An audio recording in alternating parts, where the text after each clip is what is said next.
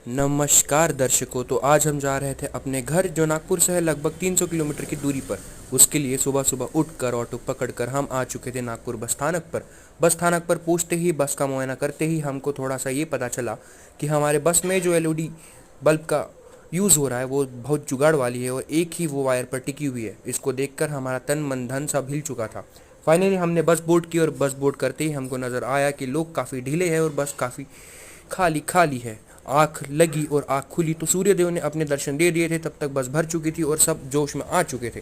Finally हमारी बस puncture हो गई और बिना टाइम ज़ाया किए हमने हमारी बस चेंज भी कर दी। इस सुंदर सी बस में सब बढ़िया से खुश थे और ये थी इलेक्ट्रिक बस। सो से नो टू CO2 एमिशन।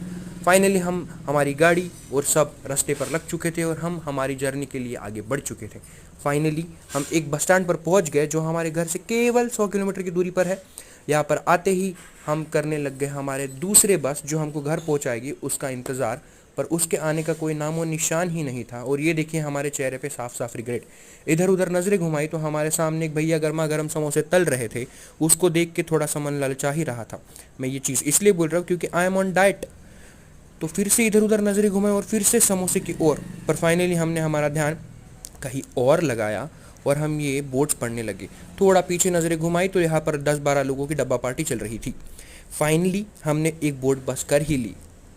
और ट्रेजेडी ये थी कि ये वही बस थी जिसको हमने ठुकरा कर दूसरी बस का चयन किया था। पर भगवान जाने ये बस कैसे वापस आ गई। और ये सेम कंडक्टर भाई है जिन्होंने हमारा टिकट कटवाया था। इन्होंने बोला कि भाई तुम कहाँ घूम रहे हो, तुम्हें तो इस बस में होना चाहिए, तुम बस क्यों चेंज कर रहे हो। क्योंकि मेरी डायरेक्ट टिकट थी और me being extra over smart मुझे लगा कि बस को टाइम लग जाएगा टायर पंचर निकालने में। तो फाइनली खड़े होकर बैठ कर और लाल जंगल को देखकर हमें यह पता चल ही गया था कि हम हमारे घर के बहुत नज़दीक है। ये हमारे पिताश्री हमें बस स्टैंड पर लेने आ गए थे और ये हमारा घर जिसके सामने बहुत बड़ी गाड़ी खड़ी है यही है अमीरी की निशानियाँ। घर आते ही हमारे चोंगे से मोंगे से काले से पीले से गोल से मटोल से मेहमान ने हमारा स्वागत किया। और आज के लिए बस इतना ही। मिलते हैं आपसे फिर नए व्लॉग में। तब तक like share and subscribe. Bye bye.